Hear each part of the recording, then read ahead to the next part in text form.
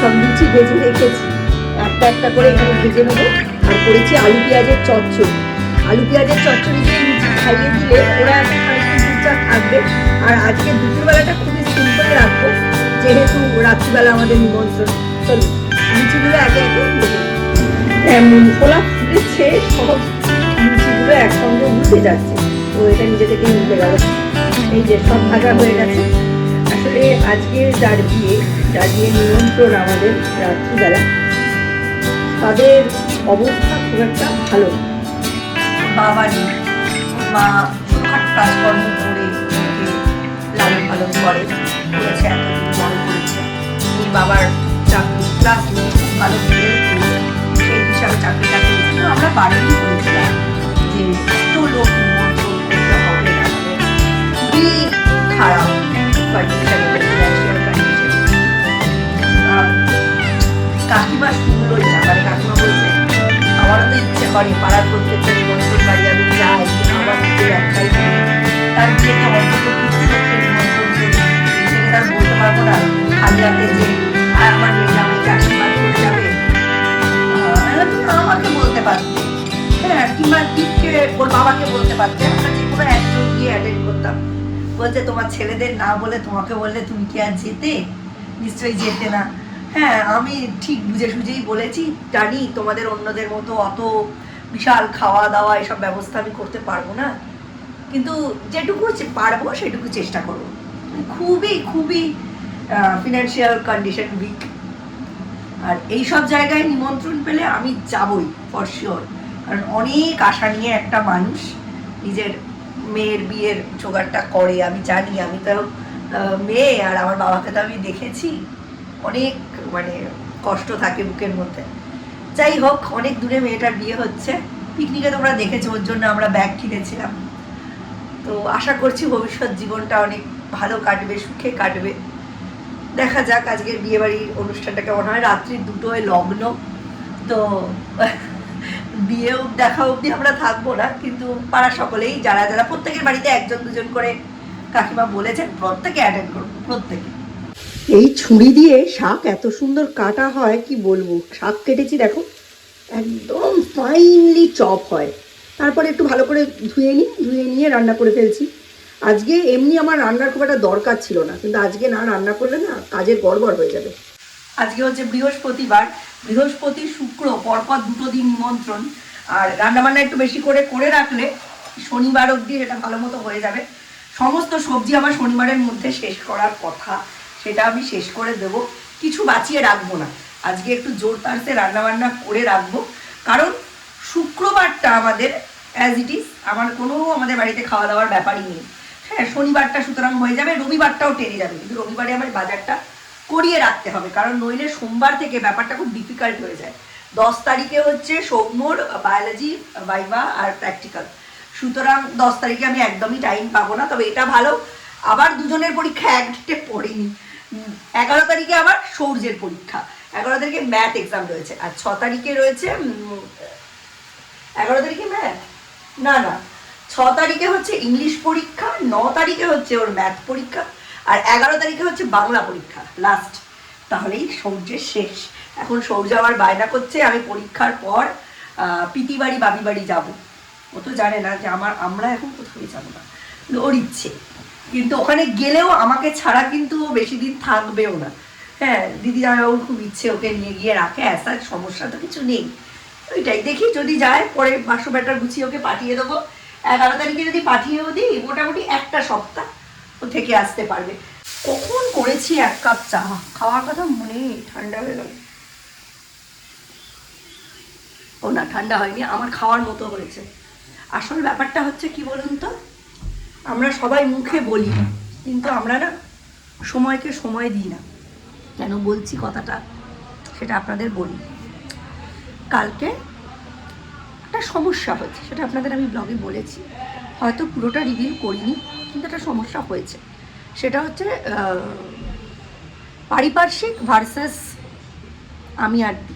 আমি ভার্সেস দীপ নয়।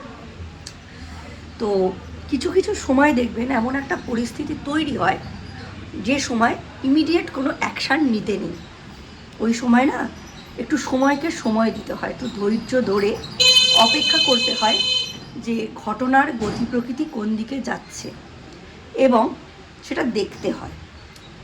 হয়তো আপনার তড়িৎ গতিতে কিছু সিদ্ধান্ত নিয়ে নেওয়া বা আপনার খুব তাড়াতাড়ি কোনো কথা মাথা গরম করে বলে ফেলা উইল রুইন দ্য রেস। সুতরাং কিছু কিছু সময় চুপ থাকা, হেরে যাওয়া, হ্যাঁ, কোনো মন্তব্য না করা, এগুলো আপনাকে এবং আপনার পরিশ্রমকে, আপনার পরীক্ষাকে সহজ করে দিতে পারে, রাস্তাটা পরিষ্কার করে দিতে পারে। আমি দীপকে সেটাই শেখানোর চেষ্টা করছি, এবং দীপও নিজের ভেতরে সেই জিনিসটাই আত্মস্থ করার চেষ্টা করছে।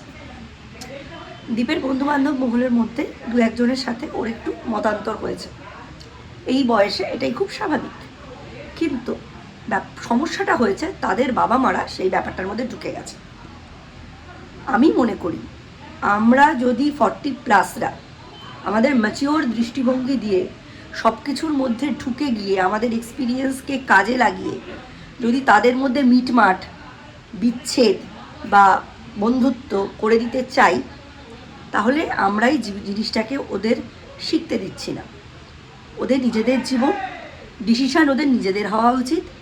আপনি দরকার হলে 1, 2, 3, 4 করে অপশানসগুলো ওদের সামনে রাখতে পারেন, প্রতিটার অ্যাডভান্টেজ ডিসঅ্যাডভান্টেজ ওদের বলতে পারেন, কিন্তু আপনি কখনোই তার হয়ে সিদ্ধান্ত নিতে পারেন না, বা তার সিদ্ধান্তকে আপনি অতিরিক্ত মাত্রায় প্রোটেক্টেডভাবে একটা নির্দিষ্ট রুটে হাত ধরে টেনে নিয়ে যেতে পারেন না। জানি না আমার শব্দচয়ন ঠিক হলো কিনা, বা আমি ঠিক করে বুঝিয়ে বলতে পারলাম কিনা। আমি জোরও করব না, আমি ছাড়িয়েও দেবো না, আমি জুড়েও থাকতে বলবো না, আমি অপশানসগুলো দেখাবো।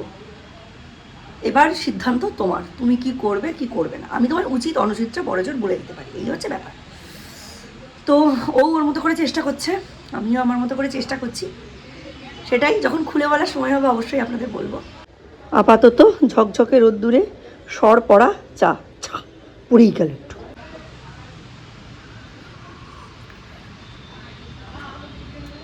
এই সামনের বাড়িতেই বিয়ে, আর তার পাশের বাড়িতেও বিয়ে।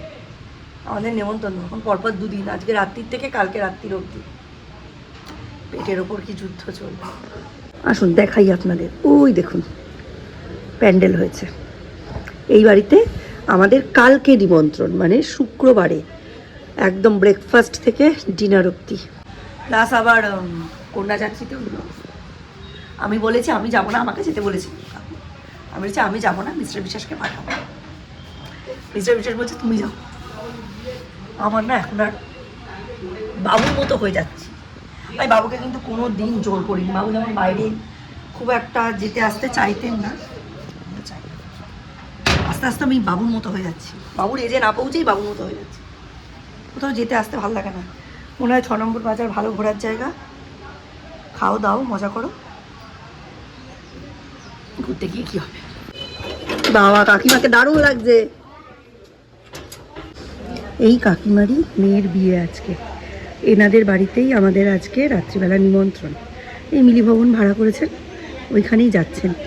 আর এদিকে পাড়ায় 2টো বিয়ে, এখন রাস্তা ঠিক হচ্ছে। এটা 3-4 দিন আগে হলে কত ভালো হতো। এই স্ল্যাব ভেঙে ভেতর দিকে ঢুকে যাচ্ছে। আর এই দেখুন এর ঠিক ওপরেই বিয়ে বাড়ি।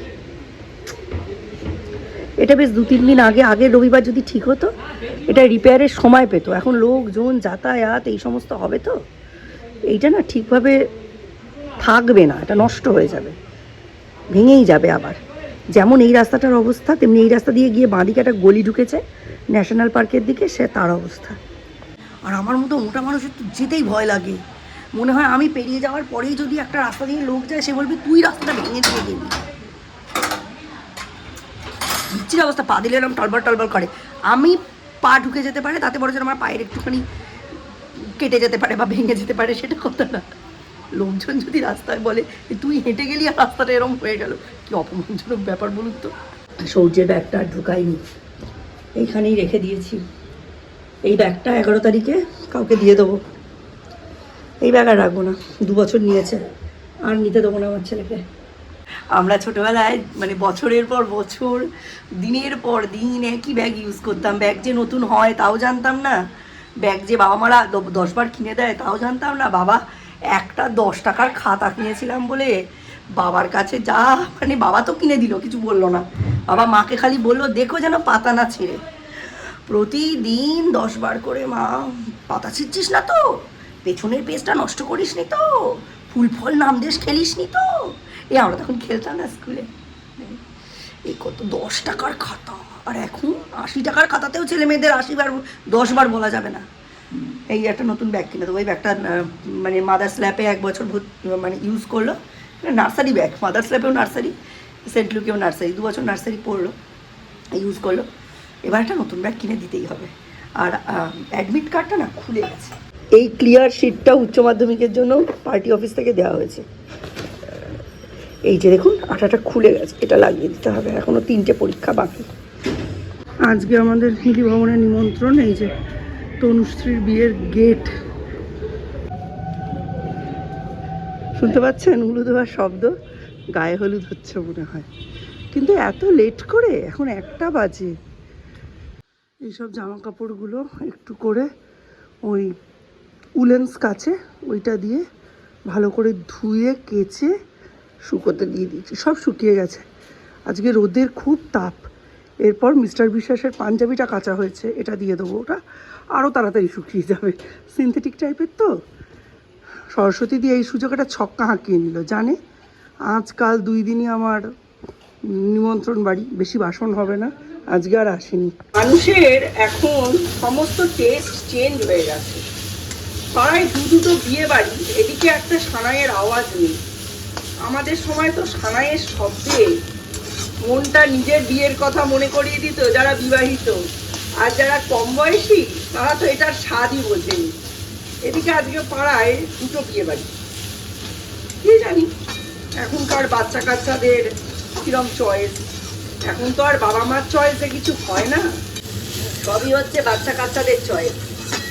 আমরা আর কোনোদিনও সঠিক পাওনাটা পেলাম না। আমরা যখন কাজ করতাম তখন সবই হতো বাবা মার চয়েসে, আর আমরা যখন বাবা মা হলাম তখন সবই হচ্ছে বাচ্চা কাচ্চাদের চয়েসে। রান্না করতে তো ভালোবাসি জানোই, কিন্তু আজকে একটু বেশি রকমের ভালোবাসা উথলে উঠেছে। এই যে আলু, বেগুন, পেঁয়াজ, রসুন, মুগের ডাল দিয়ে পালং শাক, এটা হচ্ছে মাছের তেল দিয়ে পালং শাকের ভর্তা, এটা হচ্ছে নিরামিষ বাঁধাকপি, এটা হচ্ছে সেই পিসির দেওয়া পালং শাক আলু দিয়ে বেগুন দিয়ে একটা চচ্চড়ি মতো, এটার মধ্যে বড়ি দিয়েছি। আর এটা হচ্ছে আলু বেগুন বড়ি দিয়ে মাছের ঝোল। এবার এর সাথে আমি 2 রকমের ভাজি করেছি, একটা হচ্ছে আলু পেঁয়াজ কলি ভাজি আর একটা হচ্ছে বেগুন ভাজি। তারপরে আমার ইচ্ছে ছিল বাঁধাকপিতে একটু বাদাম দেবো। বাদামের কৌটোটা খুলে দেখি বাদামের কন্ডিশন খুব একটা ভালো না, তাই একটু রোদে দিয়ে বাদামগুলোকে অল্প তেলে ভেজে রেখেছি, যখন যাতে দরকার হবে দিয়ে দেবো, কোনো অসুবিধা হবে না। আর আজকে তো জানোই আমাদের বিকেলে রাত্রে নিমন্ত্রণ। আর এখানে বানিয়েছি মুগের ডাল, এর মধ্যে আছে বিনস, আছে লাউ, আর আছে অল্প একটু পালং শাক, এই দিয়ে এখানে বানিয়েছি। পুরো যা মেনু করা রইলো, এই আশা করা যায় ডিম মাছটা হয়তো আমায় শনিবারের দিকে করতে হবে, কিংবা চিকেন করে নিতে হবে, ডিম আর চিকেন, তাহলেই মোটামুটি শনিবার অবধি আমার কমপ্লিট হয়ে যাবে। রান্না করতে করতে একবার করে সূর্যকে পড়াচ্ছি, 1-2 করে লেখাচ্ছি, একটা করে ওয়ার্কশিট কমপ্লিট করাচ্ছি, আর তারপর 5-7 মিনিট করে আমি গ্যাপ দিচ্ছি। এই করে করেই কাটিয়ে দিলাম আজকে সকালটা। দেখা যাক বিকেলবেলা কি হয় না হয়। এই খাওয়া দাওয়াগুলো দিয়ে মোটামুটি চলবে বেশ কয়েকদিন। কালকে তো পুরোটাই আমাদের নিমন্ত্রণ, ব্রেকফাস্ট, লাঞ্চ, ডিনার, আর পরশু দিন আবার খাওয়া দাওয়া।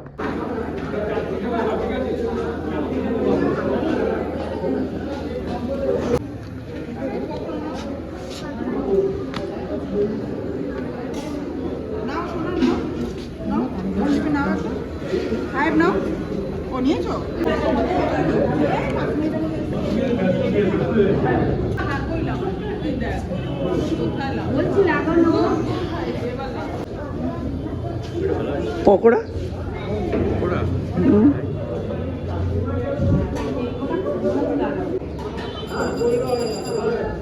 বাবা,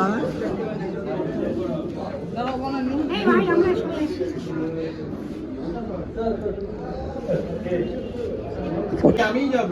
2 হাত দিয়ে দিতে হয়, 2 হাত দিয়ে দাও। হ্যাঁ মামা উপরে যেতে হবে, এখানে কেউ জল ভাই ঘরে ঢুক, বাড়ি চলে দেখি আমার মতো চুল কেটেছে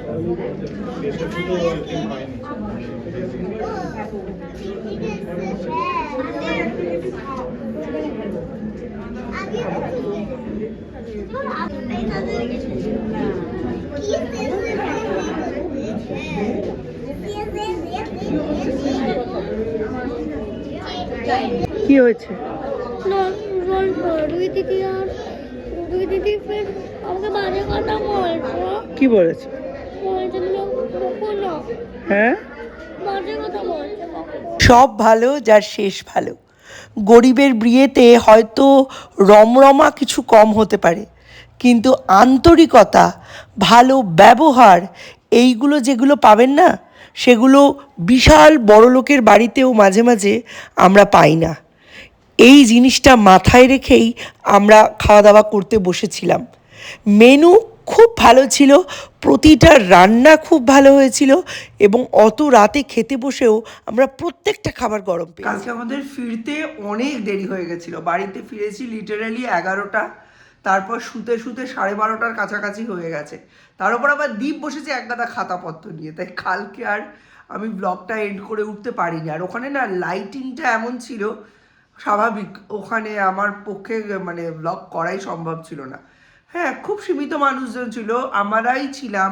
ইচ্ছে করলে ভালো করে ব্লগটা করা যেত, কিন্তু লাইটিংয়ের সমস্যার জন্য, কোনো গানও ছিল না, লাইটিংয়ের সমস্যার জন্য একদমই সেরকম কিছু তোমাদের সঙ্গে শেয়ার করতে পারিনি। ঠিক আছে, একটা ভালো কাজ মিটে গেছে। মেয়ের বিয়ে একটা বিশাল বড় দায়িত্বের কাজ মিটে গেছে। তারা ভালো থাকুক, সুস্থ থাকুক, এইটুকুই আমাদের চাওয়া। এর বাইরে আর কিচ্ছু চাই না।